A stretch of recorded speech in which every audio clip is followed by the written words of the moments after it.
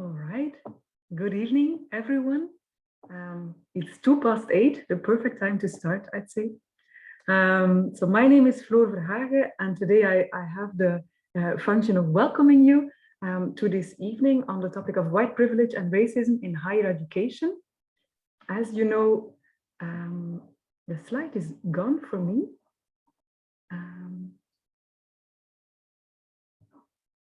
Jess, could you help me out here? Would you need the slide back on? That would be nice, yeah. Okay. Yeah.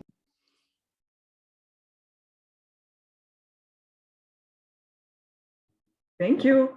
All right, so welcome to tonight. It's me talking to you and welcoming you, but I welcome you in the name of more than just me. This is a lecture and a panel with some very nice colleagues with very interesting thoughts on the topic, and we hope for a fruitful discussion. And the people that are welcoming you today is CESSMIR. It's the institution that I'm the coordinator of. It's the Center for the Social Study of Migration and Refugees at Ghent University. Then there is my colleague Hannah Vermout and her colleagues from BIRMM at VUB. And then there is ML and her colleagues from CeMIS at the University of Antwerp.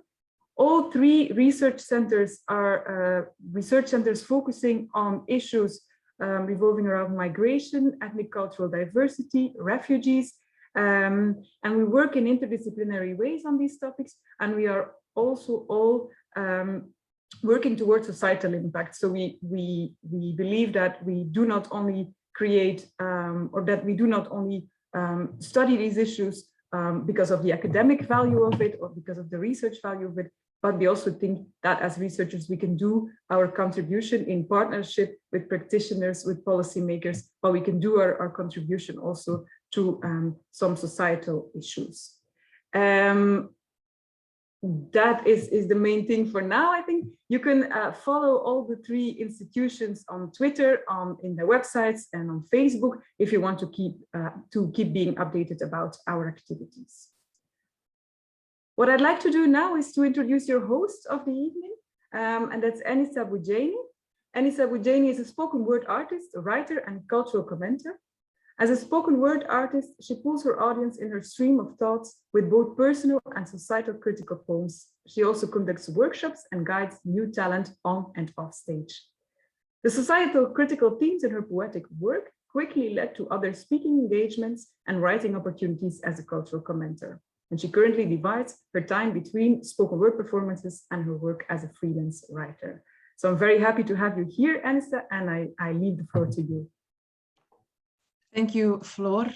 Welcome, everybody. Nice to know so many of you are joining us today for this lecture and conversation on white privilege and racism in higher education.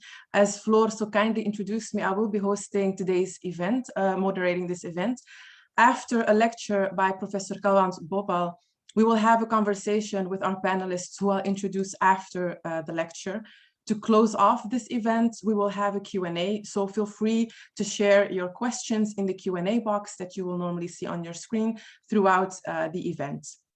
On that note, I suggest we get started immediately. I'm very happy to introduce Professor Kalwant Bhopal. Kalwant Bhopal is a professor of education and social justice at the University of Birmingham. Her recent research focuses on the position of minority ethnic academics in higher education. She specifically explores how processes of racism, exclusion, and marginalization operate in predominantly white spaces with a focus on social justice and inclusion. Professor Bhopal, the floor is yours. Thank you very much indeed. I'm just going to share my slides.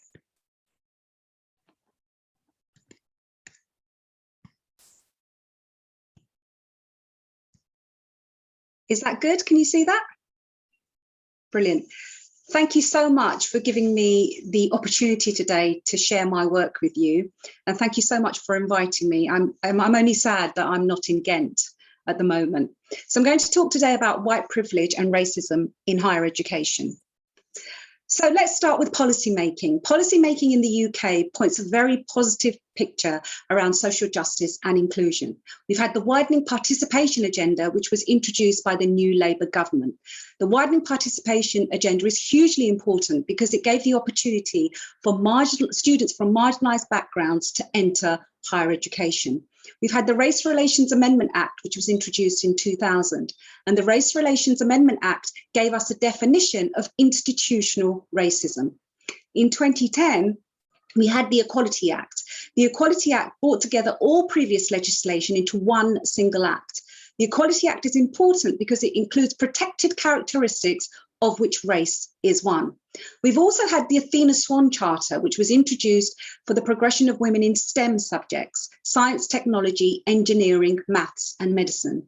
And following that, we've had the Race Equality Charter, whose main focus is actually on race. However, I argue that within policy making in higher education, gender has always been given precedence over race. So, for example, the main beneficiaries of the Athena Swan Charter have been white middle-class women. We've also seen an increase in the numbers of Black and minority ethnic students attending higher education institutions in the UK. I am aware of the complexity and problematics surrounding the term BME, and it is important to note that there are differences within and between that category. So despite significant advances in policy making and an increase in the numbers of BME students at higher education, inequalities in higher education continue to persist for BME groups. So I thought it would be really important to give you some picture in terms of the demographics in the UK of Black and minority ethnic staff. So of those with known ethnicity, 9.4% of UK staff identified as being from a BME background. And the proportion who were UK BME has actually shown a year-on-year increase. So from about 4.8% to about 8.2% in 18 and 19. However, amongst UK academic staff, only 3.1% of BME staff are heads of institutions. So out of 154 higher education institutions in the UK, only 6 are from vice chancellors or presidents are from a BME background. Furthermore, a total of 90.9% of professors are white, compared to 3.6% Asian, 2.2% Chinese, 1.3% other, 1.2% mixed, and 0.6% Black. And a larger proportion of white academic staff are more likely to be on the highest pay range of almost £60,000 per year or more compared to BME staff. So I thought it would be important to show you this table in terms of professors by ethnic group. So you can see that there are 13,845 white professors, and the BME total is 1,390. And as I said before, what's important is the differences within and between that category. So you can see that it's the Black groups that are the most disadvantaged, with only 100 professors in the whole of the UK, of which only 30 are women. So why is this happening? There is an assumption, is there not, that universities are forward-thinking, liberal, progressive, they have social justice at the heart of their agenda. However, processes of racism, exclusion and marginalisation continue to persist in higher education for both staff and students. There are processes of conscious and unconscious bias in higher education, where BME staff have expectations from their students, with white middle-class students seen as model students, Black students seen as aggressive students, Muslim students seen as potential terrorists. Consequently, these stereotypes contribute to processes of microaggressions, which are overt and covert, which continue to persist in higher education. And for staff, this is usually based on career promotion and indeed career progression. So I want to talk a little bit about white privilege and how I use this conceptual analysis in my work. So I draw upon the work of Peggy McIntosh, whose work is dated but very relevant in terms of how we understand the discourses and narratives around white privilege. She argues that white privilege is like an invisible weightless knapsack of special provisions of maps, passports, code books, visas, clothes, tools, and blank checks. White privilege means you can walk through customs without being stopped. White privilege means that you can park your car without being arrested by a policeman. White privilege means you can use a restroom without being arrested, and so on and so forth. And Derek Bell argues that racist hierarchical structures govern all political, economic, and social domains. Such structures, he argues, allocate the privileging of whites in all arenas, including the so-called field of education.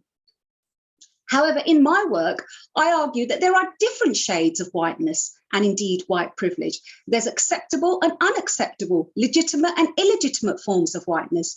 So, for example, gypsy and traveller groups who identify and define themselves as white do not have those privileges afforded to white privilege that's given to generally white middle-class individuals. So a lot of my work looks at the ways in which policy making works, particularly in relation to understanding the narratives and discourses of racism. And I call this white policy making. So who benefits from white policy making? Derek Bell argues that whites will advance the causes of racial justice only when doing so coincides with their own self-interest. And my colleague David Gilbourne argues the continued promotion of policies and practices that are known to be racially divisive testifies to a tacit intentionality in the system. So it's no accident that Black students are less likely to leave university with a 2-1 or a first. It's no accident that Black students are more likely to be unemployed 6 months after they graduate. It's no accident that Black students are more likely to leave university due to reasons of racism. None of this is accidental. This is intentional. And Gloria Ladson-Billings argues whites are the main beneficiaries of educational policy making, even though they are designed to serve the marginalised. So white working class women are the main beneficiaries of affirmative action, just as white middle class women are the main beneficiaries of the Athena Swan Charter. And I argue that as long as white identity and white privilege are not threatened, white groups are supportive of diversity and inclusion programmes, such as, for instance, affirmative action, or indeed the Race Equality Charter. Consequently, I say they can sell themselves as diverse and fair, as long as their white privilege remains intact and unthreatened.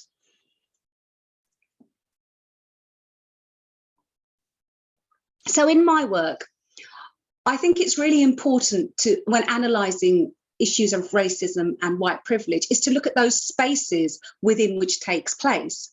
So the spaces within which racism and white privilege operate is really important to understand those discourses and narratives, and it varies.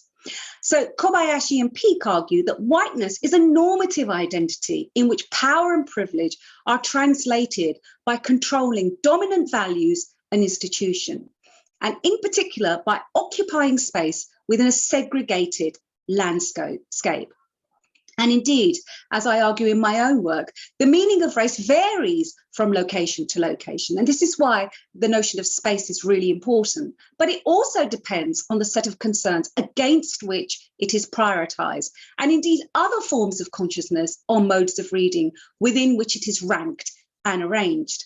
And consequently, I argue, universities are key spaces in which whiteness and white identities predominate, not just in the representation of white groups occupying senior decision-making roles, but this is also evidenced within the curriculum and indeed approaches to diversity, inclusion, and social justice.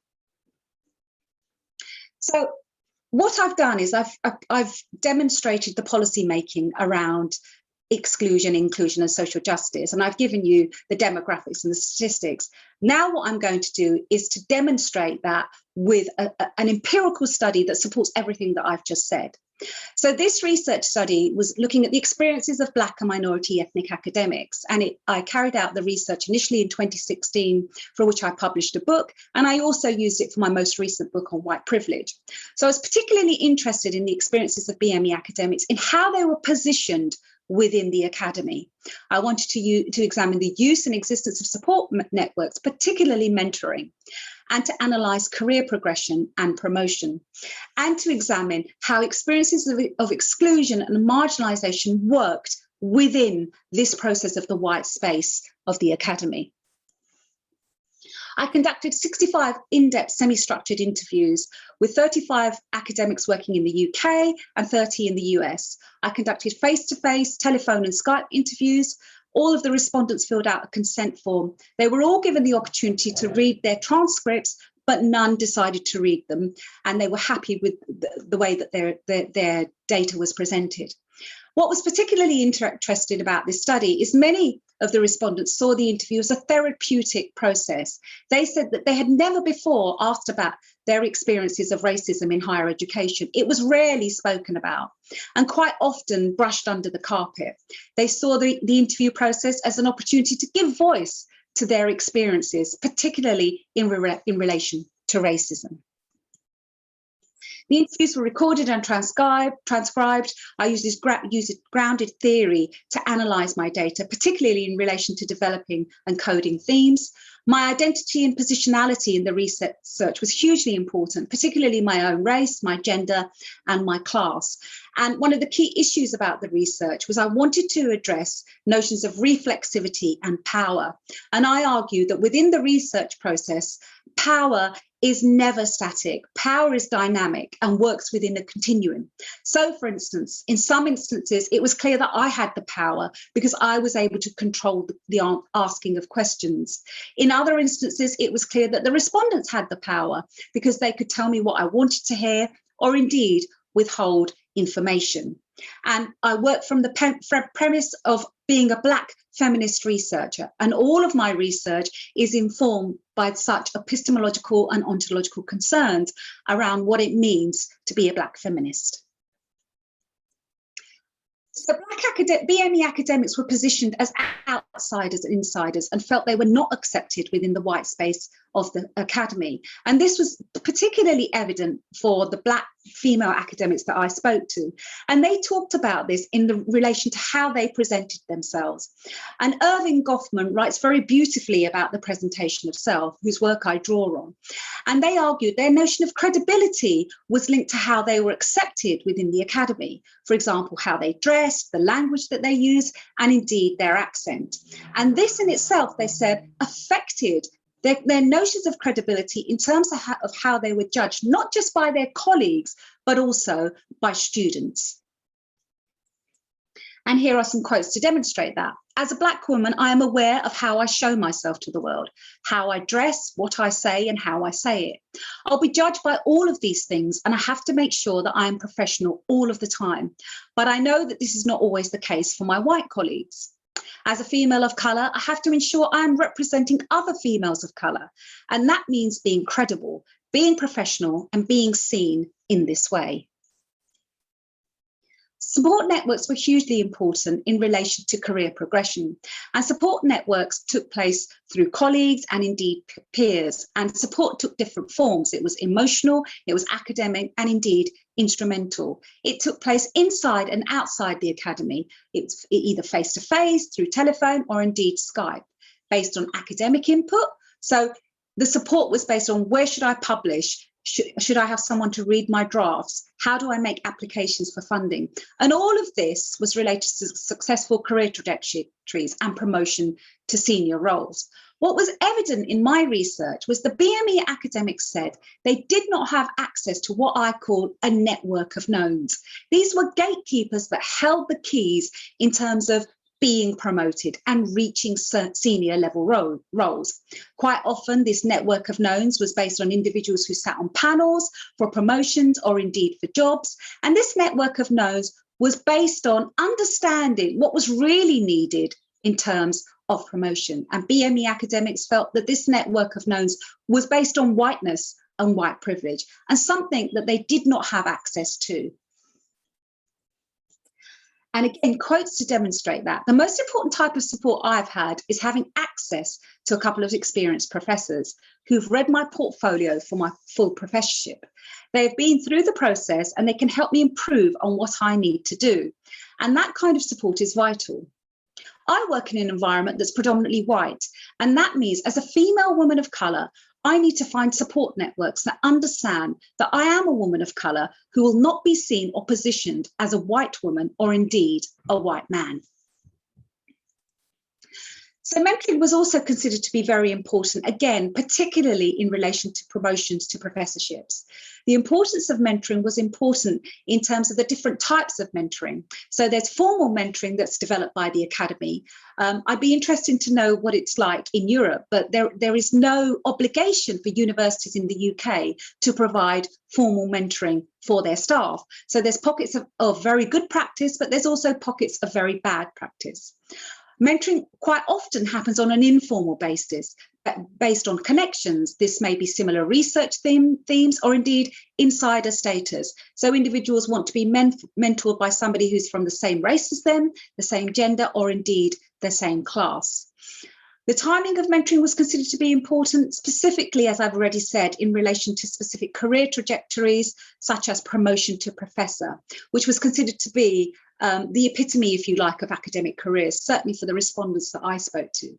The respondents themselves wanted to be mentored, but they also wanted to mentor more junior colleagues and early careers researchers. They saw this as something that was hugely beneficial because they wanted to give something back to the academic minority community. Quite often it was because they themselves had not received this support. We have several mentoring programs here and they've been really good. I was given a mentor who's in the same faculty as me, who understood some of the issues and also my research area, and that worked in a great way for me. If my mentor was from a different faculty, I don't think that would work for me. There needs to be some common understanding. I wanted to ensure that when I mentored, I could understand and empathise. For many women of colour, their experiences are very different because they are disadvantaged. So it's better to have someone who can understand this.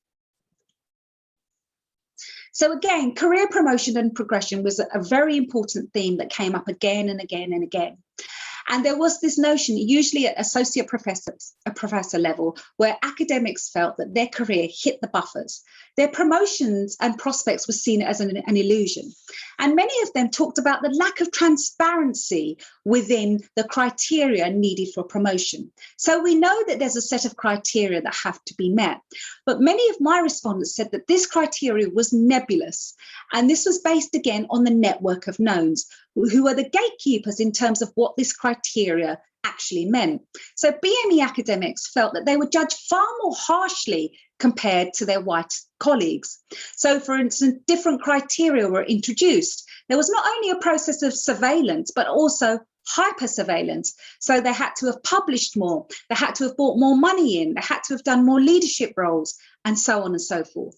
So some of the respondents, though not all of them, were conducting research on race, ethnicity, and indeed social justice. And when they did this kind of research, it was seen as deficit. It was not seen as real or important research. Furthermore, the recognition of research publications outside the Anglo-American world was seen as a disadvantage. So some of the respondents were conducting and writing in journals in the African continent or the Indian subcontinent, but such work was not valued, for example, as work that was carried out in Europe or the USA.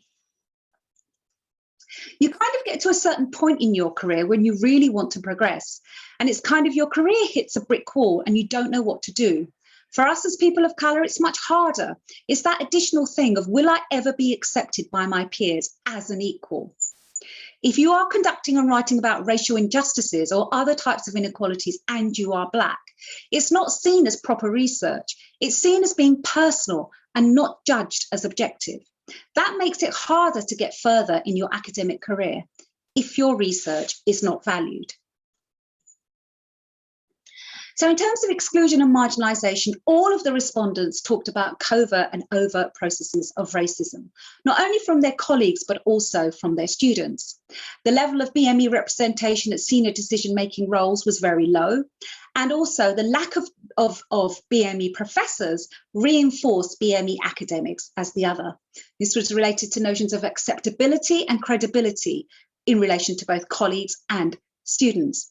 And when individuals did complain about racism, this was simply dismissed as a clash of personality, because there was a refusal of the existence of racism and racist practices, what I call a discourse of denial, which worked in effect to reinforce the university as a neoliberal space in which racism did not exist. So we don't have racism here because we are a university and we have social justice at the heart of our agenda. It's subtle, it's not overt, so you can't see it or prove it. You can't bring it out or challenge it. It's not tangible. So how do I challenge that?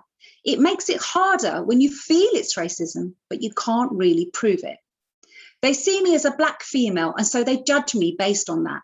They judge me based on a stereotype, and all their views then go back to that stereotype. So you find yourselves always having to ensure that you are reacting to that stereotype because you don't want to be defined by it. I am constantly aware of being an outsider. So where are we today? So are these new racisms or are they just old racisms? So I picked these three quotes because they demonstrate beautifully where we are today. So the first quote, the dates are significant. So the first quote was in 2000, which is 21 years ago, by Bonilla Silva and Foreman. And they argued, a new race talk has emerged in the reproduction of white supremacy, which allows whites to appear not racist, preserve their privileged status, but blame Blacks for their lower status and criticize any institutional approach, such as affirmative action, that attempts to ameliorate racial inequality. And the second quote was based on a piece of research I carried out 10 years ago, looking at racism in rural schools. And again, I think this is very relevant. And then we argued, to argue that post-Macpherson has resulted in a post-racial society is utterly absurd.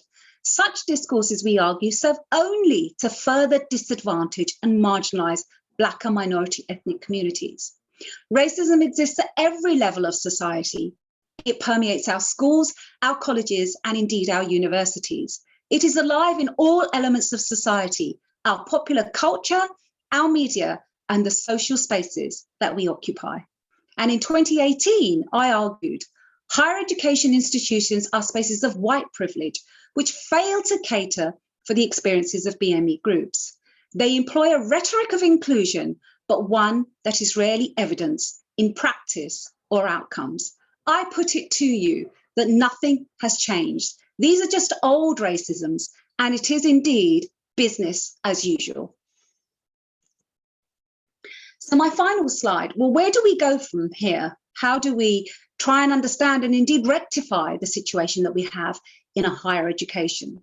So I argue we need a greater visibility of BME staff in academic and senior decision-making roles. We need transparency in the recruitment and progression process. We cannot have quota systems in the UK because they are illegal, but we can work towards having target systems for the numbers of individuals of BME staff in senior roles. And if universities fail to meet these targets, they must be punished financially or penalised through financial means.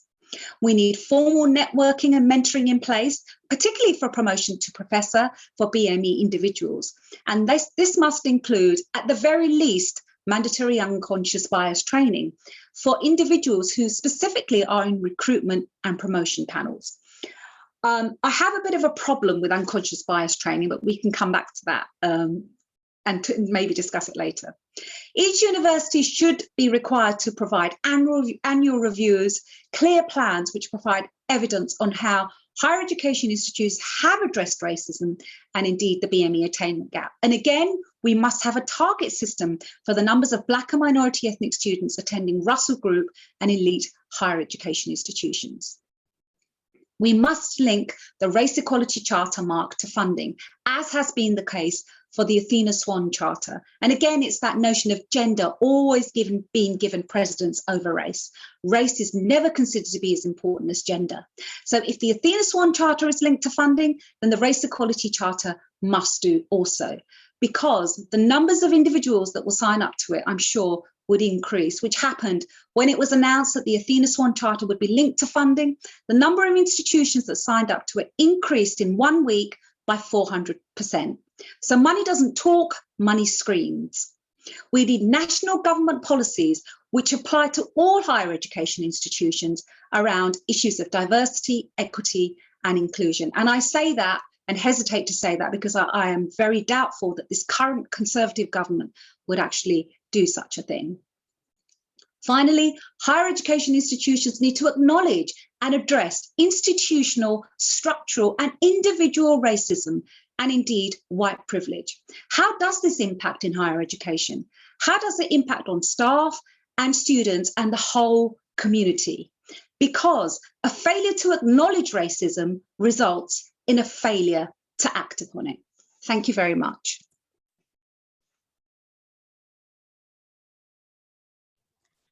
Thank you very much, Kalwant, for such an interesting and necessary conversation and lecture. Hopefully we can dive deeper into the topic together with you during our panel. A little reminder first for the attendees that you can use you can ask questions better by using the Q&A box, so please do so. I would now like to invite our panelists of today to join in on this conversation on white privilege and racism in higher education.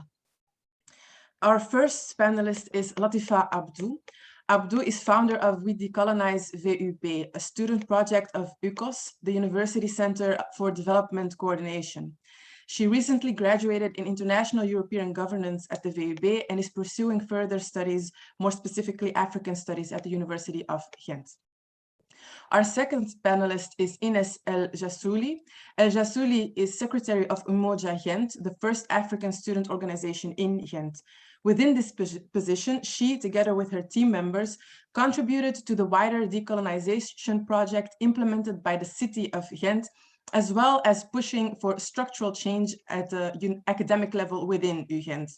She's currently pursuing a bachelor's in politics at the VUB. Our third panelist is Dr. Zehra Çolak. Dr. Çolak received her PhD in Education Sciences at KU Leuven.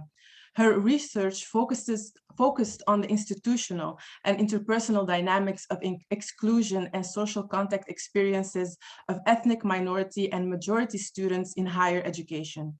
She is currently a member of the Center of Migration and Intercultural Studies at the University of Antwerp and a research fellow at a Brussels-based think tank. Our final panelist is Dr. Stéphanie De Maesschalck. Dr. De Maesschalck is a general practitioner based in Ghent. Since 2010, she has been working as coordinating physician for a large governmental refugee center, FedAzyl, where she coordinates medical and psychosocial services and care.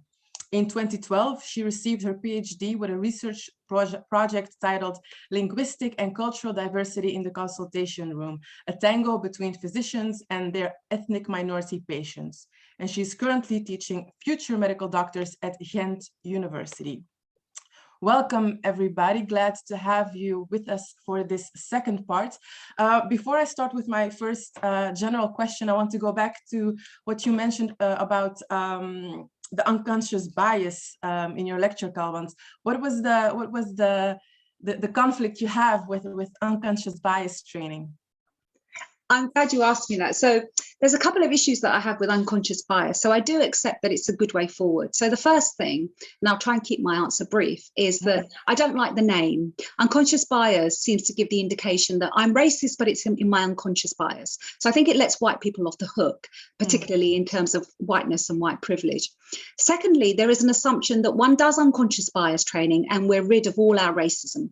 Okay, that is not the case. So in order for it to be effective and in order for it to work, I think there must be a recognition that it is problematic, but also that it has to be done on a continual basis. So you can't just say that I'm going to do unconscious bias training once and that rids me of all my unconscious biases. But it has to be done either every 6 months or every year. And it has to be done in such a way where individuals are prepared to have uncomfortable conversations about whiteness and white privilege and racism. And currently, I don't think that that's happening.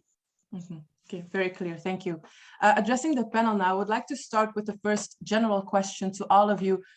Just briefly, maybe 1 or 2 minutes. What are elements from Kalwant's lecture that you recognize or can relate to based on your own work, your own expertise, and experiences within white academia? And before we go over to maybe the first speaker, Zahra, Dr. Çolak, I'm going to ask Kalwant if you can stop sharing the screen of your PowerPoint.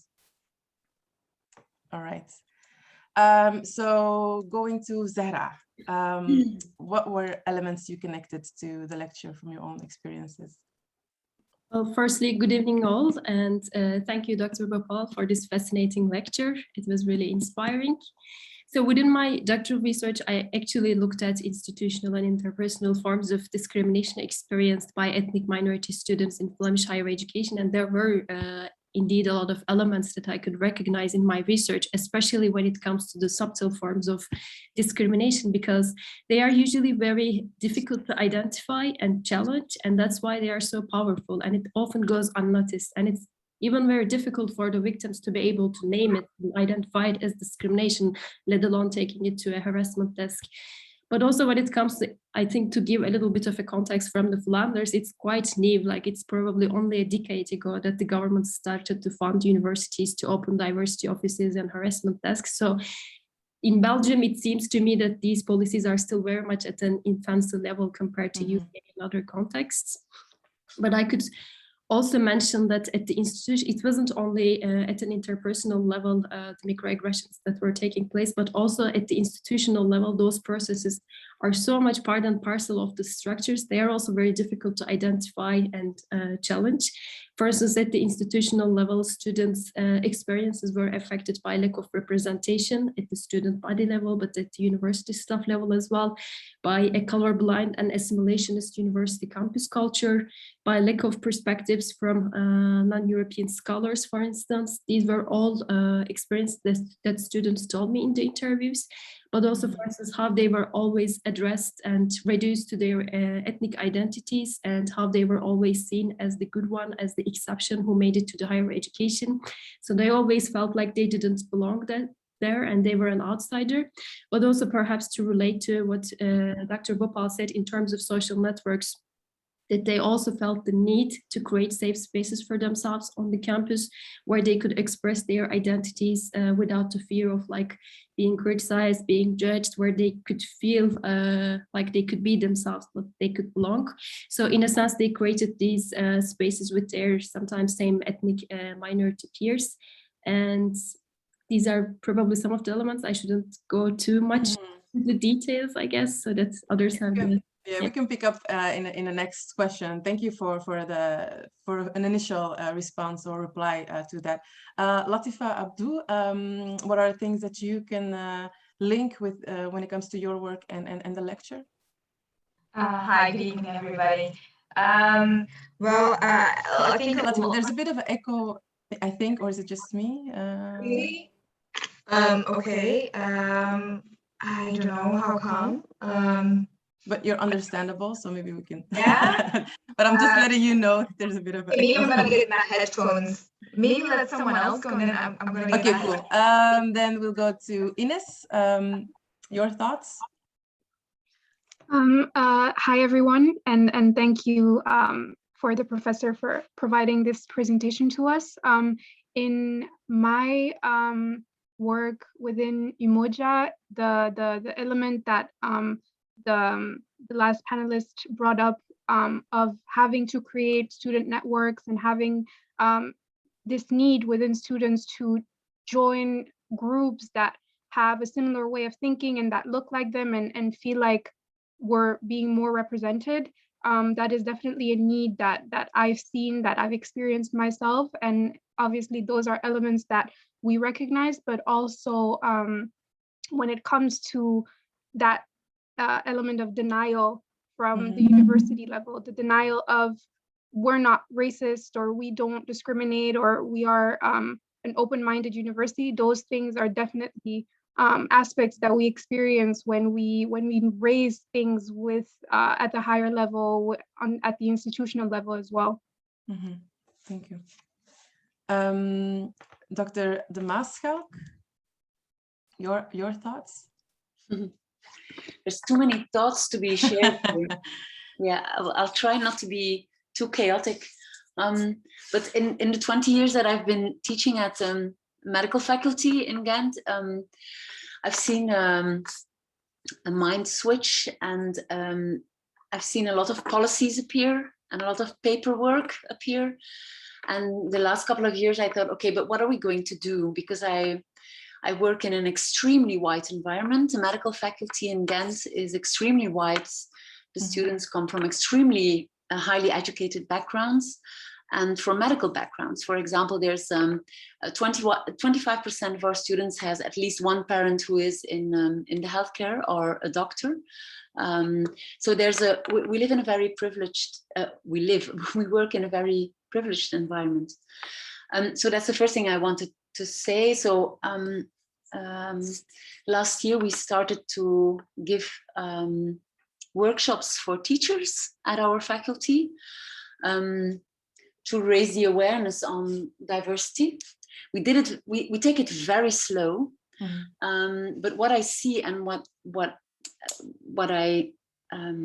struck me in what you said, Kalwant, is that most of the teachers are interested and they like to talk about diversity issues and privilege as long as their own privilege remains intact. That was something that has become really obvious to me the last 2 years while working with the teachers in training workshops. And I become more and more aware that we should feel uncomfortable. We should feel uncomfortable. And it's and nobody knows where we're going to go from there, from that uncomfortable feeling. But the acknowledgement of feeling uncomfortable and just accepting that it's there and acknowledging what belonging to a white privileged group means, I think that's a step we have not taken yet. And I mean white privileged teachers. And then another thing, and then I'll stop, is that what I really don't like anymore is that, at least at our faculty, is that we who are talking about diversity and privilege and racism, we are all white. So I'm really, really looking forward to the day that I am not there anymore to talk about privilege as a white woman. So, okay. Yeah, that's very interesting. Maybe we can talk a bit more about that later on. Zahra, you already mentioned a bit about your research. It focuses more on the experiences of the students. Could you share a bit more about the research? You already shared an introduction, basically. But can you tell us more about your findings when it comes to that, the experience of students? Maybe to build a little bit on what Dr. De Maesschalck, I'm sorry if I'm, Stéphanie. Yeah, say Stéphanie, yeah. She said she doesn't want to talk about these issues anymore. But when I was studying the experiences of ethnic minority students, one thing that caught my attention, those who are being discriminated are also the ones who are expected to speak up about these things. So it's already difficult to have this experience. And then you're also expected to educate the perpetrator and then, give them training. So it's a difficult balance to me. On the one hand, like, how do we sort of create some sort of equal dynamic there?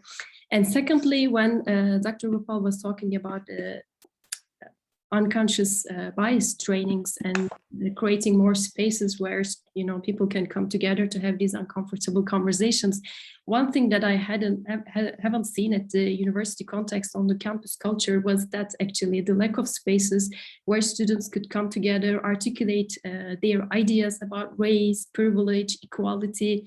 I mean, White Flemish students were also part of my study group, so they would always talk about how minority students segregate themselves, but they would rarely reflect on their own role in creating these spaces of segregation, or they would never look at themselves and say, oh, but we are also hanging together with our own friends, which also shows white privilege in a sense.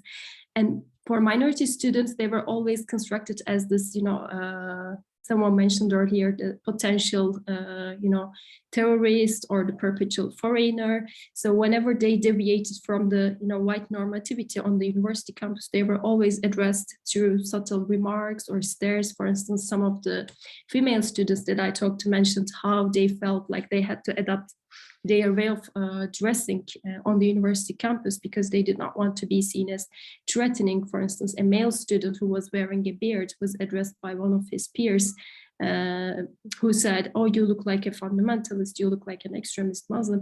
So they were always aware of their existence as an unconventional as a non-traditional body on the university campus, or even when they wanted to speak Turkish, for instance, on the phone with their parents, they would feel like, oh, maybe I shouldn't do that when my white Flemish peers are around. So these are all the experiences they had on the university campus where, as mentioned earlier, the discourses around the myths around neutrality, objectivity, social justice are very dominant, but still these experiences are very much part and parcel of the higher education context in Flanders.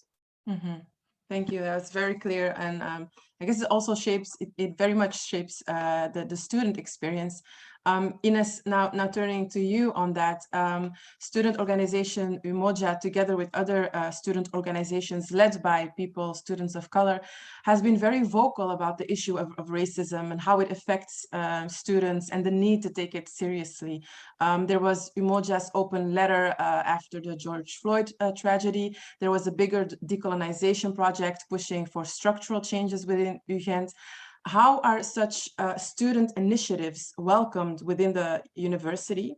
And do you recognize what Zahra says about the burden being placed on students when dealing with actually the university's racism problem while being in a hostile environment at the same time? Yes, so I definitely wanted to touch on that because it is true that in the past year, for example, every student, regardless of their background, have been struggling due to COVID. We know that students are extremely precarious, that for them, even having to study remotely is extremely difficult. And all of these aspects, as well as having to carry the burden of being a victim of discrimination, having a migration background at the university level, all of these things together are extremely difficult. And then we as Umoja, we took it upon ourselves to push for structural change, not because we wanted to, but because we saw that there was an obvious need for it. And if we did not take that upon ourselves, no one else would. Mm-hmm. So as Dr. Zahra mentioned before, there needs to be a balance between what we as students who don't get paid for the work that we do, who do not receive any resources, can do, and what the university can actually do on a structural level. And I feel like that is, at the moment, it's still in an imbalance. Like, we're still the ones continuously pushing. And I think that what we experience and how it is met at the university, it's always met with, it's always welcomed initially. In an initial stage, it's always welcomed, and they always say, yeah, obviously diversity and anti-discrimination is extremely important for us. But then what they do with it, it's always a bit lacking. And there is even a pushback sometimes of, but we already do this and we already do that, and we're like, they kind of, as I would say, they kind of deflect the discussion and try to show what they've already done, but obviously the results aren't there, or else we wouldn't be coming forward with this push for structural change. Mm-hmm. So yes, to reiterate, for us, the burden is there, and we know it, we acknowledge it, and it's been even more apparent in this COVID context, and we hope that in the future this can change and that there can be a better allocation of resources, and that if we do take this work and we do push for structural change, and we do as students approach like have a bottom-up approach, that we also have resources to work on this and to help institutions implement structural changes. Thanks so much, Ines. It's a very powerful response. Briefly asking you the question, Kalwant, how recognizable is what Zahra and Ines are sharing about the students more so? How recognizable is this for the UK context? I think it's hugely recognizable. I think one of the key issues that has been raised is this notion of the high expectations that we have on students, particularly Black and minority ethnic students, in terms of the lack of recognition of the emotional baggage that goes with them in terms of the experiences that they have of racism, and the fact that these are rarely taken seriously. And I actually think the student voice is hugely important, because I think that students actually have a lot of power, because students in the UK pay £9,250 a year for their fees. And I think that mobilisation by students in large numbers to stand up for what they believe in can actually make a difference, because they are fee-paying students. So I think there must be a recognition of the burden placed on BME students who do experience racism, but are also made to continue to confront, to try and study in these very white spaces, which are based on this white hegemonic structure of upholding white supremacy, as I call it. So I think that it's very important to understand that happens, but equally to understand that student voice can be powerful. Thank you. Latifah, I forgot to ask you the general question, but there was another question that I want to ask about a topic that Stéphanie works on, and then I'm coming back to you, Latifah. Stéphanie, you worked on the topic of developing a diversity curriculum in medical education. Could you elaborate on that a bit, and why this need of a diversity curriculum? Well, first of all, I really wanted to get away from diversity as being seen as an exotic topic, you know, in the medical education. You know, like the one professor who teaches the anthropology, and then there's one on migrant health, etc.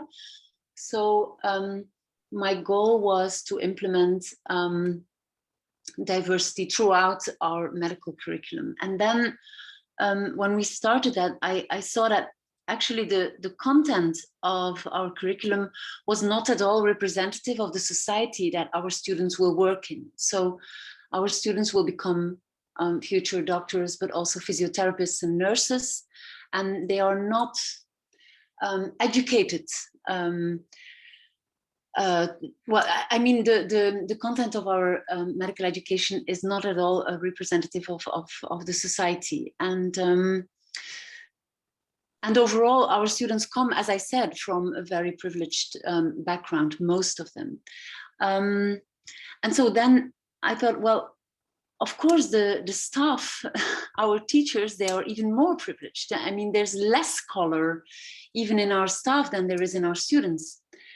So we had to start somewhere. And I do realize that when I'm describing our curriculum now and our workshops now, that, you know, it's a tiny project that we are doing, but I just wanted to start by raising at least some awareness among the teachers at our faculty of what society looks like and how it lacks in their teaching materials. You know, a lot of the teaching materials are, for example, we work a lot with patient cases, you know, like case vignettes, we call it. And most of the examples are either white middle class examples, or if they're not, then they're stereotypes.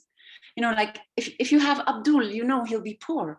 Or if you have like a Turkish woman, you know, she'll have diabetes and she'll have low health literacy. So these are just two examples, but really we're full of it. And once you start seeing that, there's no turning back. I mean, we really desperately need to change that. And but we start in a very slow manner, because the knowledge and the awareness on these issues is very low with most of our professors and teachers. Mm-hmm. So what we do in our workshops is we start with the basics on diversity, on intersectionality, on really the basics. And we take them to their own course material, and we look at it together at the course material, so that, it's like eye-opening. We hope it's eye-opening. And then in the end of the workshop, we try to talk about white privilege and racism. And we do it in a very, shall I say, not activist way. And I say that I'm really aware that this is, I'm not always sure if this is the way to do it, but I want to keep them on board. I don't want to lose my white privilege co-teachers in all of their defense mechanisms when they hear the word white privilege. So I'm very careful. And what we see is that in most of the workshops that we've given so far, because there's 3 of us giving the workshops, and it's been expanded now to other faculties at the Ghent University. But what we experience is that most of the teachers, when they come back for the second workshop, most of them say, oh, we never looked at it. We never realized, we were never aware of those issues. We never looked at our materials in that way. We never looked at the lack of diversity in our students in that way. And so there is some awareness coming, but it's very slow and it's not activist at all. So I really have to. Yeah, maybe the question is also, do we have to wait? Do we have to use that slowness as the tempo that dictates the conversation on those topics? But I wanted to link that which is another question altogether. I wanted to link the diversity curriculum with your work, Latifah. And apologies, I forgot to come back to you with a general question. So feel free to add your thoughts on that first question as well, if you would like to. But talking about the diversity in the curriculum is also something that comes back in the WeDecolonizeVUB project. What were the different initiatives WeDecolonizeVUB took, and how does the VUB itself play a role in these initiatives as an institution? I hope you guys can hear me better now. I hope. Or not? No? I think it's a bit, I think the echo was better. I think. Echo was better. Annisa, yesterday, was it the same? I don't know. Now it's better. This is better, yeah. I am so sorry. I don't know what's going on. I'll try to speak loud and clearly. So, no, it's actually quite linked. I think, first of all, Professor Bhopal, thank you very much. But I think what resonated the most for me and my experience at working at VUB with WeDecolonizeVUB is what she was saying about the fact that even if you have professors or students of another ethnic background, the diversity, the university wants the diversity, because diversity now is just a hot topic that sells and that generates money and is just the it thing now, just as decolonization is. But those students and those staff members and professors are actually asked when they enter the university to let go of their own personal diversity, in the sense that they are asked to assimilate in order to fit in. So what we have at a lot of Belgian universities is a lot of professors, maybe even if they are of color, of other countries, you see that a lot of times they don't have the position of professor. They're visiting professor or whatever, because they're asked to learn the Dutch language, while their classes they give are only in English. So why is that asked? Yes, that's a rule that is made, and the university maybe cannot do much about it, but you see there's like the first gatekeeping rule right there. So their own identity, the thing that makes them their own, their culture, even if it's about clothes or just customs, that they have to leave behind in order to fit in that institution that is the university. So the whole thing about we want diversity is therefore just kind of a lie, if I have to put it like that. So they don't really want diversity, they just want a little bit of diversity, but you have to assimilate in order to fit in. Because if you embrace your ownness and you embrace who you are and that it's different and your culture and all of that, then you're put aside. So as a result, you don't have much diversity at the top, the people in the university. And that's actually the same for students. So I think that resonates with what, correct me if I say your name wrong, please, Professor Çolak was saying about white students complaining about others, like racialized students having other spaces. Well, why do they have those? Why do they want to be separate sometimes from white students? Because they feel that they always have to assimilate and to be with your peers that have that same experience as you, that you can just talk about certain topics like experiencing racism or other things without always having to assimilate, and without, you can just talk to your mom in Turkish without being scared of, oh, maybe they will judge me. And that's actually something else, and that's actually also the problem at the VUB, I believe, with you have a lot of minority students entering the VUB at the university. But the problem is that what you see, the graduates, the people that get the jobs, or the master graduates, the students that go do postdocs and doctorates and become professors, those numbers, they don't add up. So something along the way is wrong. And what is wrong is the fact that racialized students just do not feel safe at university. They do not feel at home. They do not feel like it's their place to be. Because of that the mechanism of white privilege and white supremacy that has a very latent forms of violence for those students. It's not a place for them to develop themselves in a safe space. It's always a battle. It's always proving yourself, and always proving yourself to be better than your white peer. And that's just a violent environment to elaborate, to kind of develop yourself in. And so the whole thing, to come back to maybe your last question about diversity, I think, having a curriculum that is more diverse, that the students can recognize themselves in, yes, that is one way of making students feel a bit more represented, feeling like the university is actually their place and they don't feel like they're intruders, because that's what they are when they do not assimilate. That is one thing to do, but the thing is, it's a highly complicated issue. I mean, white privilege and university, the institution in itself is just like whiteness and universe, and there's one type of knowledge. It's just so complex. That's not the only solution that there is. There is so much more than that. What the solutions are have to be structural, have to be long-term, and have to start by having these uncomfortable situation about white privilege and power, and to see who is at the top. Who do we have to assimilate to in order to get there, and why do they want to stay at the top? Why do they ask to assimilate?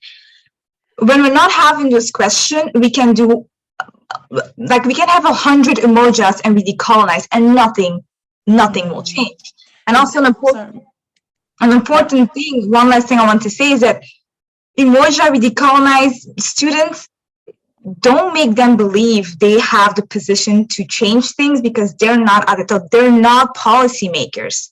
What we believe I believe students can change things, but in another sense. I believe that when you make students actually feel at home, actually feel like the university is the place that they belong to, is a place where they deserve to be, where they can contribute, where they can grow from knowledge, taking knowledge and actually producing knowledge, because racialized students are not the ones producing knowledge a lot of times. When you give them that agency and you actually give them that protection, and when that is actually, when they feel that, then they will also feel more empowered to step up and say things and say what is wrong, and be able to address what is wrong and to demand change. Now, a lot of times they're asked input. Okay, students of color, tell us what's wrong. They do all the work. They go and dig deep into their traumas. And then the people at the top, the policymakers, whatever diversity equality team there is, then they just cherry kind of pick and say, okay, we'll invest in this. And then the students are left there like, okay, but I just told you everything I felt and all the pain. And that's what you do. And so all you needed me for was just the input. Why am I not put at that place? I know what's wrong. I know what should be done. Why am I not there? Why aren't there investments for me to get there? Sorry to interrupt, but is it safe to say that you also recognize the slowness that Stéphanie mentioned in the work that you do in trying to change things? Absolutely. With WeDecolonizeVUB. I wouldn't even say slowness. I would even say deliberately just not wanting to change and just putting band-aids on it to be like, yes, but we do this. Isn't this, I mean, we had the whole thing about diversifying the curriculum. We're doing this, we have these lectures. Great, but what does it change for students? Yes, they feel a bit more represented in the curriculum, but you cannot tell me that's the only thing you can do. What you actually can do is thank you very much, Dr. De Maesschalck, of saying that you're the one talking about these issues as a white woman. Well, make sure Dr. De Maesschalck has some racialized colleagues that can actually talk from their own experience. And then people will say, but that's tokenism. No, that's not tokenism. It's actually putting people at places they belong because they know how the issue should be tackled. And because we know it's not white people that know what's wrong and know how to tackle it, because the input is always asked from racialized people. So why not put them at this position where they can actually change things and actually give them real agency and not fake agency?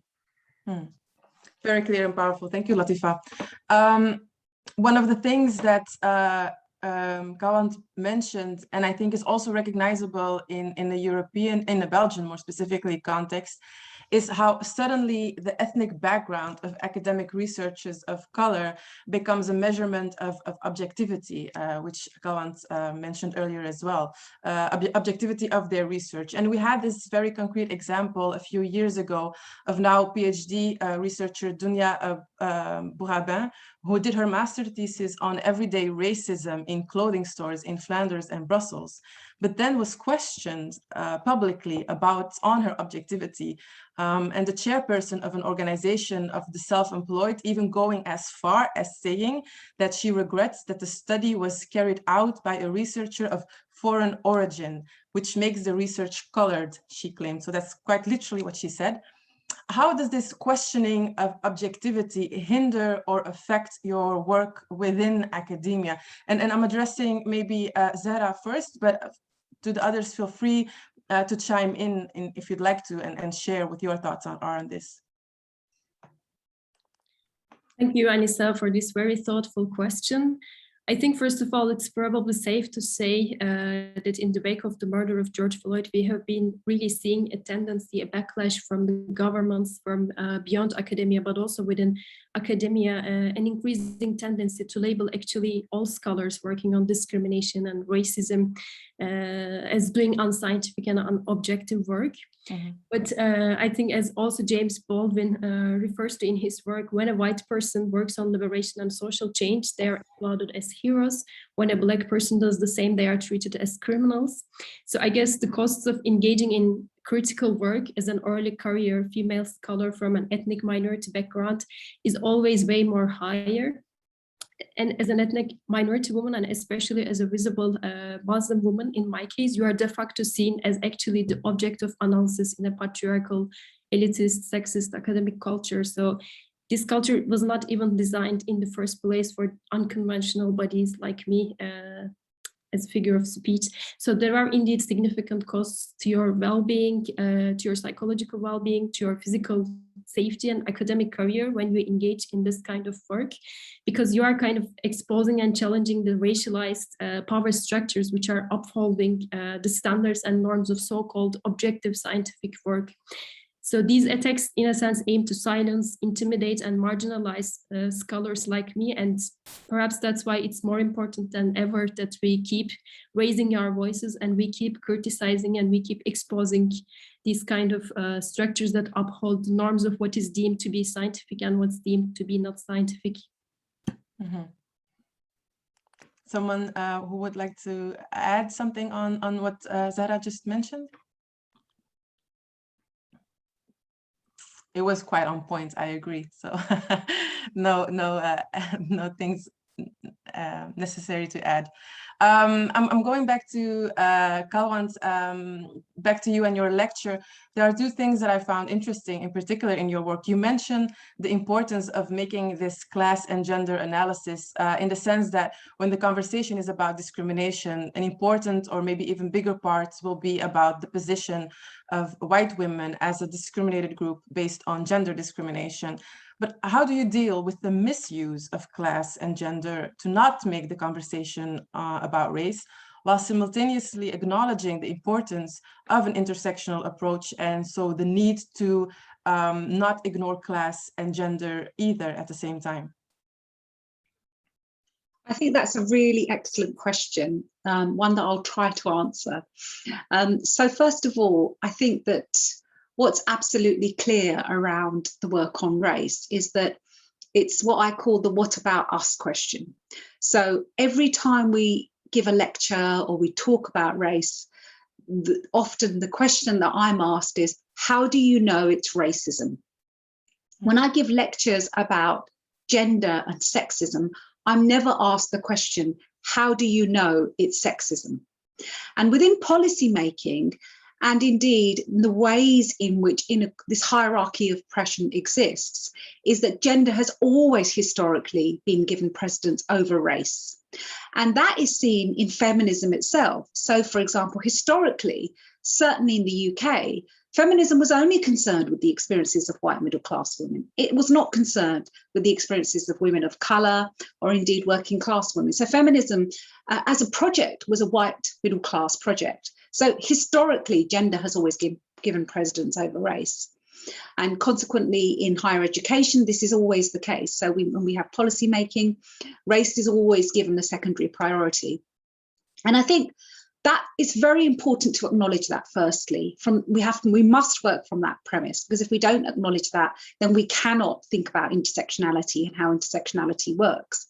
And so Kimberly Crenshaw's work obviously is really important here to understand that whilst we are aware of these different intersections and interlocking identities and impact on our lives, we must also be aware that race, in my opinion, always trumps class. So that's how I write about it in my book, In White Privilege. So in the UK, we have the white working class education debate. I don't know if you've heard about it.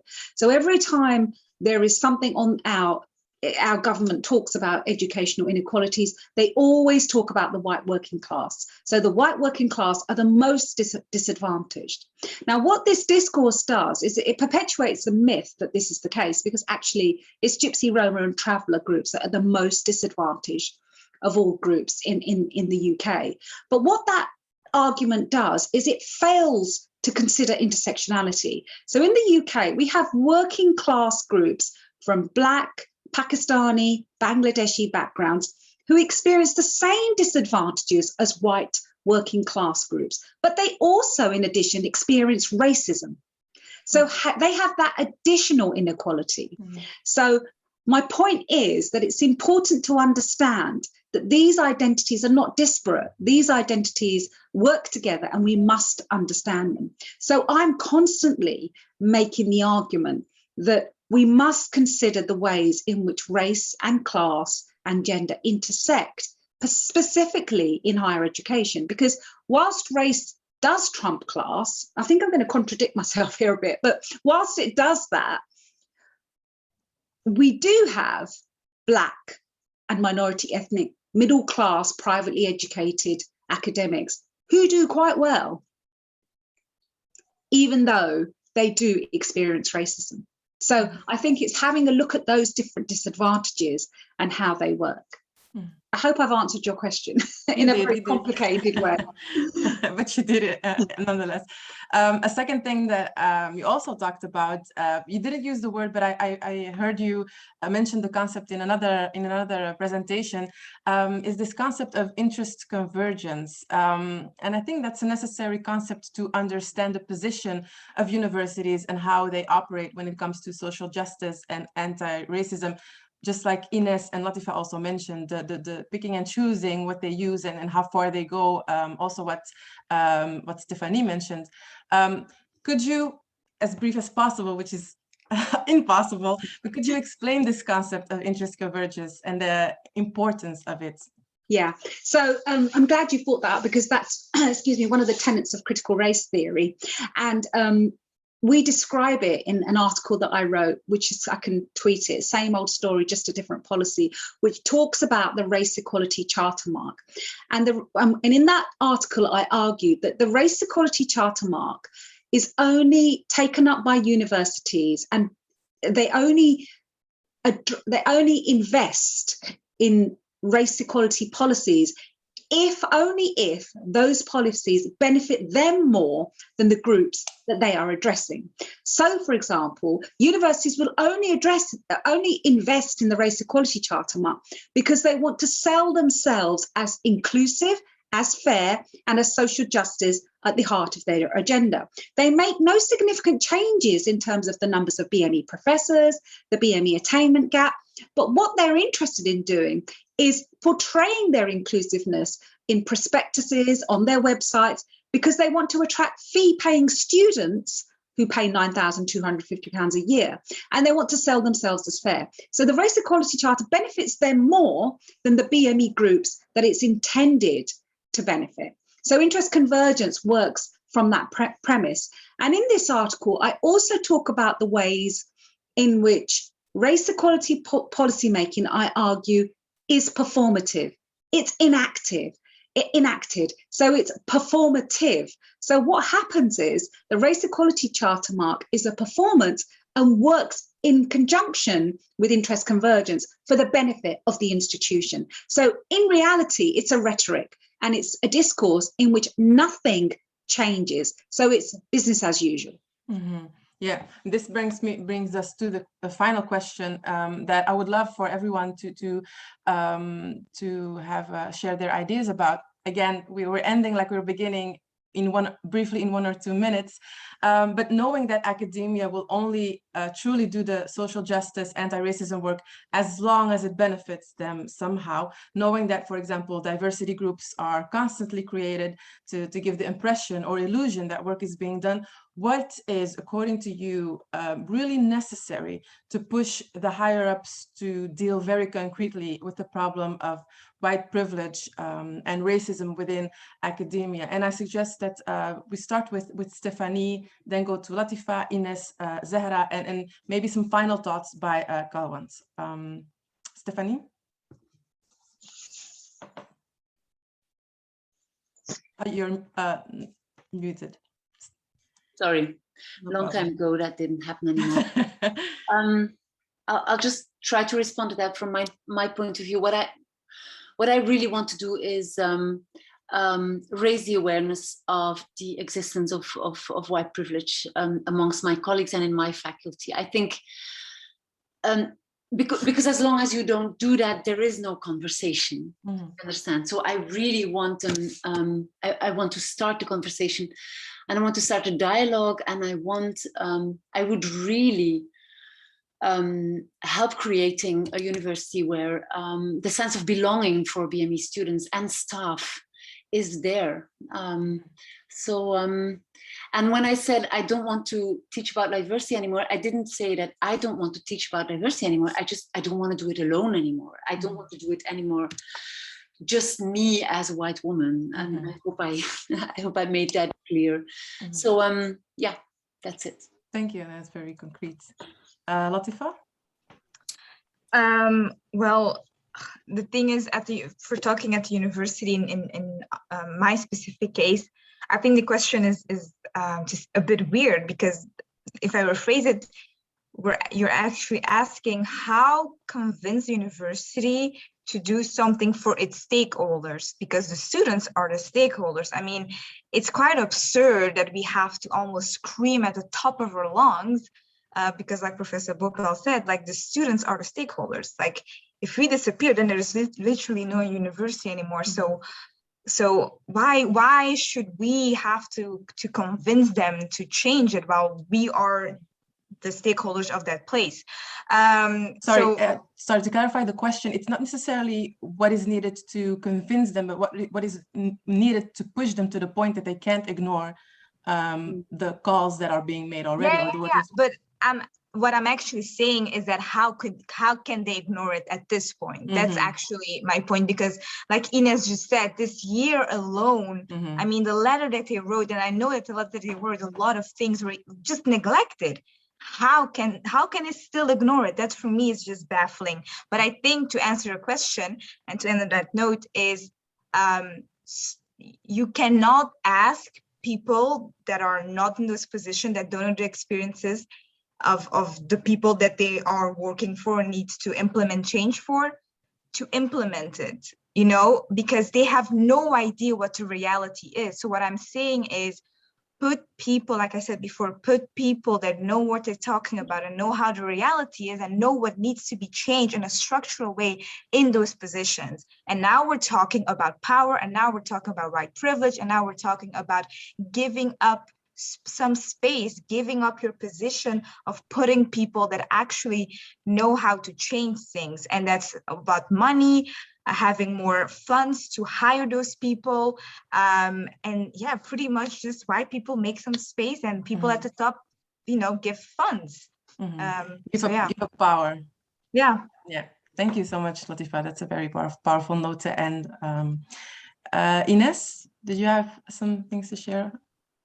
Yes, to follow up on what Latifah just said, I think, as I said before, indeed, we as students have already done a lot of work, and we have given a lot of things to, like, working tools that the university could use. And we didn't just say, oh yes, we want to decolonize the university. We gave them clear objectives, and we explained what the challenges were and what they should work on.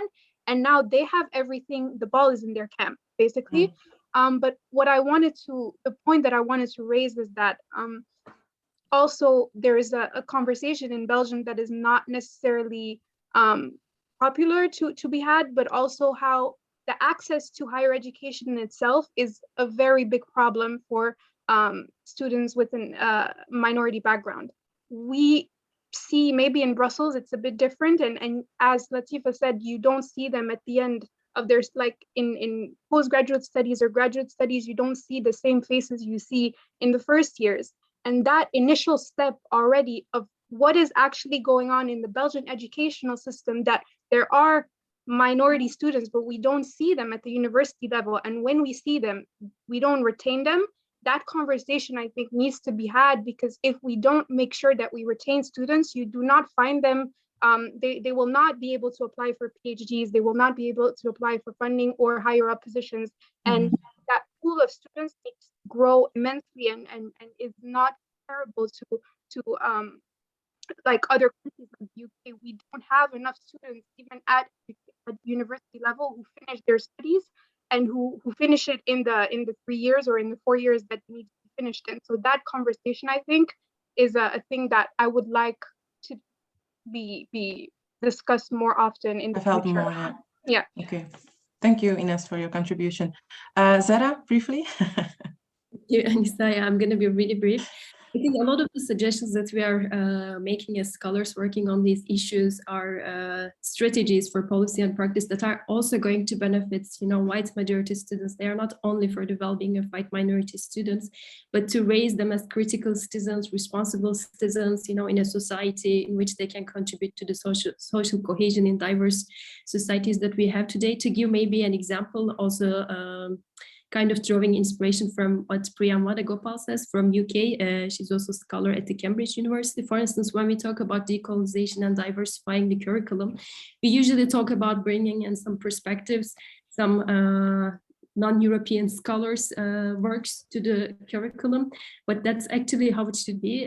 She also suggests, for instance, that we should get into a deep interrogation of what counts as knowledge in our curriculums, and not having or having an only male white curriculum is actually not something that's only political. It's not something we should work on because it's politically incorrect to have. It is something we should work on changing because it's also intellectually and pedagogically sound way to go. So by changing this curriculum and by kind of developing an intellectually expansive curriculum, we are bringing in different texts, different ideas, different knowledges and traditions in conversation with one another. And we are actually sort of raising students to be more critical, to be more responsible, and to be more sort of cognizant of these different hierarchies of knowledge. So it's actually to the benefit of all students to have this kind of curriculum reform in the university, which also is the real meaning of decolonization in a way. Thank you, Zahra. And then maybe a final word by you, Kalwant, on this. So yeah, I mean, I think that if universities are serious about addressing these issues, I think, again, it takes me back to financial penalties, because I think it's only when universities are penalised financially that they will actually invest in issues in racial inequalities and addressing them. And that should be that the Race Equality Charter must be linked to funding. That must be, they should have target systems for the numbers of Black and minority ethnic professors and indeed students. And just finally, and what I said in my talk is that it's really important that universities acknowledge white privilege and address it, because a failure to acknowledge racism and white privilege results in a failure to act upon it. Thank you so much for that strong final note. Thank you, all of you, Latifah, Zahra, Ines, Stéphanie, and of course, Kalwant. Did I forget anybody? No? Thank you so much for your contribution and for this interesting and necessary conversation. Now it's time, I mean, it's past time, but we can go over to the audience for the Q&As, because I think we have some audience participation by the via the question. Let me check where I can find a question. One question goes, would love to hear about the problems, but that's already answered, I think, the problems that Professor Bhopal sees with implicit unconscious bias training. That is already answered. Professor Bhopal, in your experience, what are some of the successful strategies that students from historically excluded communities can use to effectively change policy within university and when influencing governments? Which maybe goes back also to what Latifah mentioned earlier. I think it's just some of the things I've already said, really, by mobilizing together, by making sure that their voices are heard in terms of contacting the student union. I think student unions can be very, very powerful, but also mobilizing in greater numbers, because numbers are equal strength, and then actually confronting senior managers in universities in terms of asking or telling them exactly what their demands are. I think it's very unlikely that students are able to change policy making. Certainly in the UK, I don't think it works like that, but they can actually influence practices, I think, in higher education. It's also the question of it, like Latifah mentioned, it's not their responsibility to begin with. Yeah. No, and it shouldn't be their responsibility, actually. In fact, it's a collective responsibility. So I think that we have to be really careful here that we don't fall into a deficit model. And we need to look at the structures and the institutions that continue to perpetuate white privilege and racism, rather than a deficit model, which takes it back to the individual and saying, well, actually, you know, the reason why Black students don't get a 2-1 or a first is because they need to work harder, because their families don't value education. I think that we have to be really careful that we don't fall into that trap. Thank you. Another question, strong argument from Umoja founder. It appears that you are making the university accountable for not actively undoing systemic racism. Did Ghent University take up your WeDecolonizeVUB Ghent letter as an opportunity for dialogue? How has the process been for your student organization to steer the debate at Ghent University? I think I'm just going to say I'm not the founder myself, so it's I'm the secretary, but we did push for structural change. We wrote the open letter, and we tried to have a dialogue with them. And I'm going to say it's not the easiest job to have. It's very, for us as well, because I don't study at Ghent anymore, but I used to, and the people who went into dialogue with the university staff, it's a very different position to hold, because we are still students. We are also afraid of how this could affect us, even academically. Like, is this going to, because there is, to a certain extent, a pushback. I'm not going to say that everything has been perfect and that the university is fully open to what we have to offer, because if they did, this would already be very clear in the policy making. And there is a pushback, and we do get a ton of support from many different departments and faculties at the University of Ghent. So I will say that within the professors, there is a will to change things, and we do recognize that. But sometimes there is still a pushback at the institutional level, at the higher administration. We do tend to get a pushback, and we're not exactly sure how to actually implement these things. And I think it's always a conversation of putting the blame on the other person, and they put it back on us and saying, yeah, but we're already doing this and this and that. So it's just, as I said, the ball is in the camp of the institutions at the moment. We continue to raise awareness, we continue to talk about it, we continue to push for structural changes, but I feel like universities at this stage, like Latifah said, it's not, they can't find excuses anymore. Everything is, they have all the tools at hand to make these changes. Thank you. Another question. In the past years, students in Belgium, especially at Ghent University, have tried to steer the debates on decolonizing university, and in 2020, protests for social justice, inequalities, and racism spread in Europe after the murder of George Floyd in the US, etc. Firstly, do you think such moves are gaining attention by policymakers in Belgium? And secondly, wouldn't it be beneficial if an inter-university conference to discuss social justice is organized in Belgium? I don't know if someone feels, Latifah? May I? Well, I don't know if that answers this question, but for example, Umoja, at WeDecolonize, IO, Undivided, the different student organizations at different universities in Flanders, we actually are talking and communicating and are in the works of kind of starting this inter-university platform on these issues. And one of the reasons why we started doing that is because we saw that the struggles that we're facing are sometimes shared struggles or the same struggles, and we also wanted to say to the university heads and the people put in power there, like, you know, Umoja and IU in Antwerp are not just asking those things out of thin air, out of nowhere, like they are the problem, you know. And what Professor Bhopal is saying, that the visit mechanism that's saying like, yo, but it's just Umoja, it's just them, or it's just I, or it's just WeDecolonize, but to actually say, hey, no, it's all of us, and we're all asking that, and we're backed by Ghent, and we're backed by Antwerp, and we're backed by the VUB. And we also had that idea because we knew that the universities like good publicity, and saying University A does this will put a lot of pressure on University B to kind of act up, which I know is a bit, you know, using that neoliberal scheme. But hey, if that fits, I mean, if that's good to have results, then that's what we'll do. But we're definitely talking about that, yes. Thank you. A longer one, a comment that says, thank you for these very honest and interesting perspectives. A question for all the panelists. I'm a student of Ghent, currently working on a desk review of decolonization initiatives in Belgium, specifically Ghent.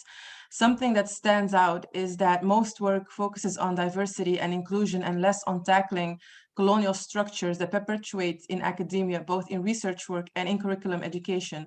Some examples of academic hegemony, sorry for my English, non-equitable collaborations with Global South partners, research projects that don't prioritize local empowerment and sustainability, dissemination of knowledge for Global North audiences, and curricula that excludes minority perspectives.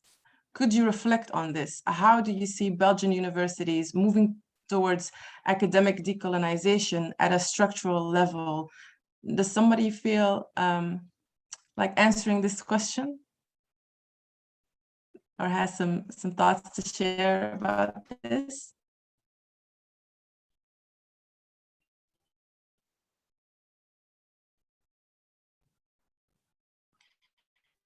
Maybe the focus is like, yeah, on the last question, how at a structural level. But maybe then we're coming back to what you already said earlier, Latifah.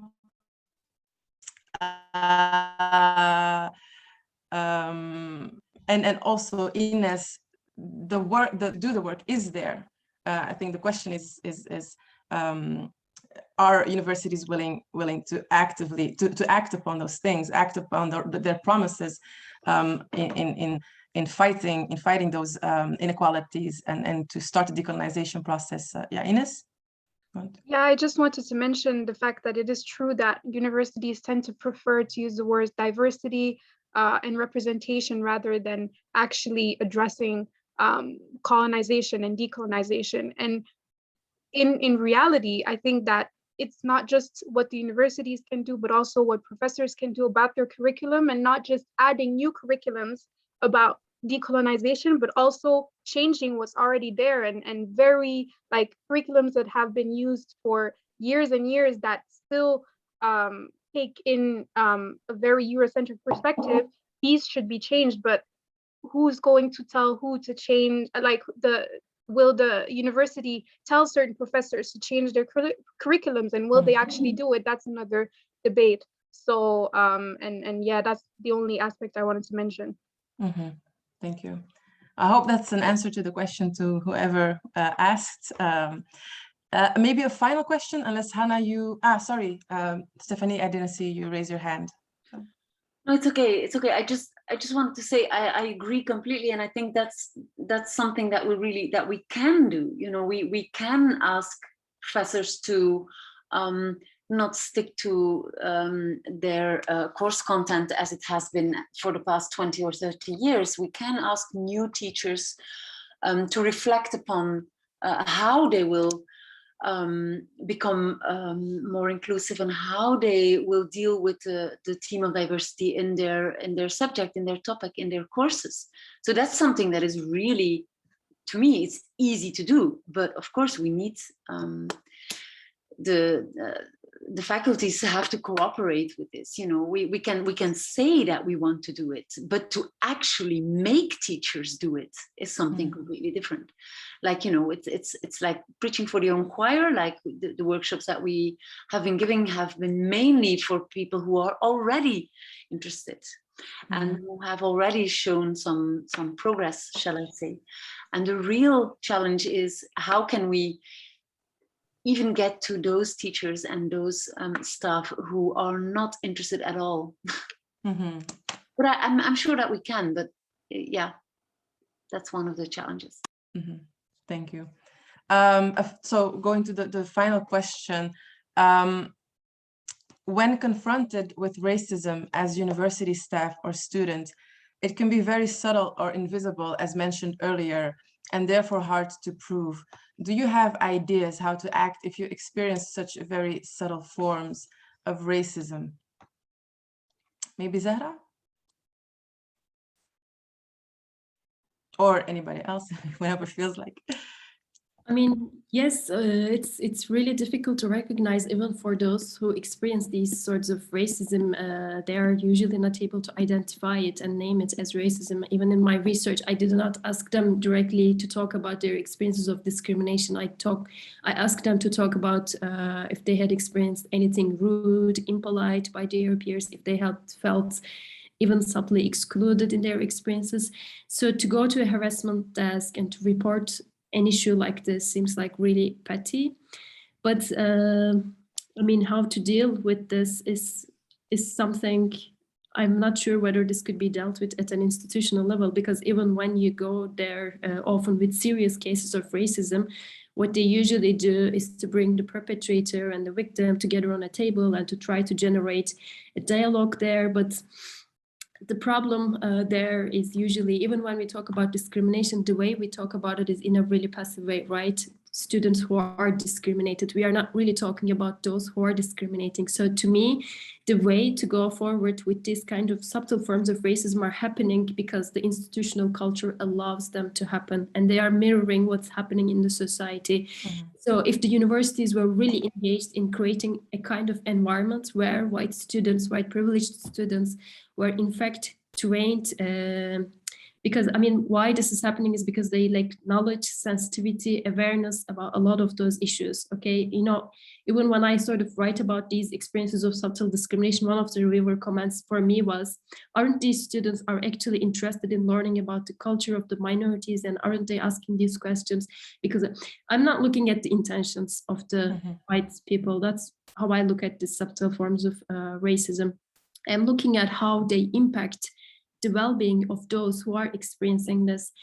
But I don't think I'm going to be able to answer to your question of like, how do you report this? But what is important perhaps is to recognize for yourself first, you know, that this is in fact a form of discrimination, and then to confront the other person on this, to say, if you are able to say, I mean, depending on how you feel at that moment, because as I said, it takes a lot of support and resource, and you know, sort of like you have to be in that kind of mental state as well to be able to respond, because it's also not an easy thing after we experience this. But I mean, it's also often covered in, but I was just joking, you know, and they sometimes even praise you, but you speak very good Netherlands, you speak very good. I mean, even this is something that sort of nullifies, negates your experience if you're a second, third generation ethnic minority, born and raised here, spoken Dutch all your life, and then you go to university and then everybody praises you for your like highly excellent speaking skills, or some people speak to you slowly because they don't think you are going to understand. This is extremely insulting. So how do you deal with this? Is in my research case, they refrain from these situations and from these kinds of contexts, and they don't want to, you know, get into interaction with these kinds of people, because it's very harmful for their well-being, for their psychology. But I have never seen a case in which such subtle, you know, we talk about it as microaggression, we call it micro. It's not because the impact is micro, it's because it's happening at an interpersonal level, at micro level. So, and they are even sometimes more powerful than a very blatant form of racism, in which, you know, they tell you go back to your country and then you can really counter that. But in the other case, it's like the other one can deny intention of, you know, maybe they don't even want to offend you or hurt you. They are just really, you know, asking you some stereotypical questions sometimes to learn about your culture. That's why I'm saying it's the university's responsibility also to train and educate, you know, white people to talk about difference, to talk about others in a way that's also meaningful to minorities. Because how they talk about you is not meaningful to you, it's not meaningful to your experiences and to your realities. That's the only way for me that can be tackled at an institutional level. Yeah, which is like very limited still, but yeah, it's the only thing we have right now, so to say. Overall culture of like awareness and then sensitivity, understanding that, you know, what you are saying is actually something that's completely irrelevant to the experience of the person. So it's, yeah. Latifah, I saw you raise your hand earlier. Do you still would you like to add something, maybe as a final word as well? Yeah, just one small thing. I think I completely agree with Professor Çolak, but where we're also like to address is like the evolution that, for example, we have made with WeDecolonize. That's related to this question is at the beginning, we really were like, okay, how to change the fact that a lot of racialized students enter university, but they don't finish at the university because there's certain obstacles. Let's map those obstacles and then let's go to the people in power and say, hey, this is what's wrong, fix it. Pretty much like Umoja did with her letter.